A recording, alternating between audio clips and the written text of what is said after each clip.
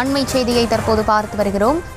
பீகார் மாநிலம் பங்கிப்பூர் தொகுதி இடைத்தேர்தலில் பதிவான வாக்குகளை எண்ணும் பணி தொடங்கி இருக்கக்கூடிய நிலையில் 5 சுற்றுகளாக பிரசாந்த் கிஷோர் முன்னிலை வகித்து வருகிறார் என்ற அந்த அண்மை செய்தியை தற்போது பார்த்து வருகிறோம். தொடர்ந்து விரிவான விவரங்களோடு இணைகிறார் நம்முடைய செய்தியாளர் ராஜேஷ்.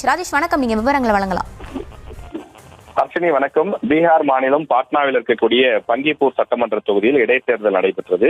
அதன் வாக்கு எண்ணிக்கை முடிவுகள் தற்போது வெளிவர தொடங்கி இருக்கிறது. 5 சுற்றுகளாக தேர்தல் வியூக வகுப்பாளராக தமிழ்நாட்டில் அறியப்பட்ட ஜென்சுராஜ் கட்சியினுடைய தலைவர் அவர் தற்போது முன்னிலை வகிக்கிறார் என்பதை பார்க்க முடிகிறது. இந்த 5 சுற்றுகள் முடிவிலே அவரை எதிர்த்து போட்டியிட்ட பாஜக வேட்பாளரை தாண்டி கிட்டத்தட்ட 2400 வாக்குகள் கூடுதலாக பெற்று பிரசாந்த் கிஷோர் முன்னிலை வகிக்கிறார் என்பதை பார்க்க முடிகின்றது.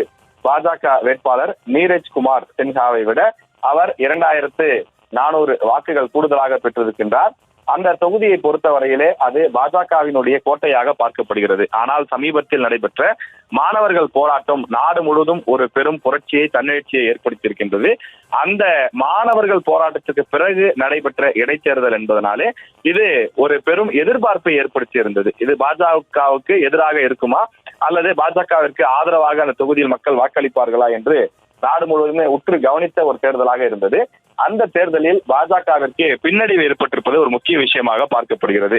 அது மட்டும் இல்லாமல் முக்கியமான மற்றொரு விஷயம் என்னவென்றால், தேர்தல் வியூக வகுப்பாளராக அறியப்பட்ட பிரசாந்த் கிஷோர் பீகாரில் கடந்த ஆண்டு நடைபெற்ற சட்டமன்ற தேர்தலில் அவர் 243 தொகுதிகளிலே போட்டியிட்டு அனைத்திலும் தோல்வி அடைந்திருந்தார். வெறும் 3.3% வாக்குகள் மட்டுமே அந்த கட்சி பெற்றிருந்தது. இந்த சூழலில்தான் மனம் தளராமல் அவர் இந்த இடைத்தேர்தலில் போட்டியிட்டிருக்கின்றார். இந்த இடைத்தேர்தலில் அவர் வெற்றி பெற்று சட்டமன்றத்திற்கு உள்ளே சென்றால் அவரது கட்சி ஒரு மிகப்பெரிய தாக்கத்தை ஏற்படுத்தும் எனவும் எதிர்பார்க்கப்படுகின்றது. எனவே பீகாரில் ஜென்சுராஜ் ஆழமாக வேரூன்றுகிறதா என்பதை இன்னும் சில மணி நேரங்களில் நாம் தெரிந்து கொள்ளலாம்.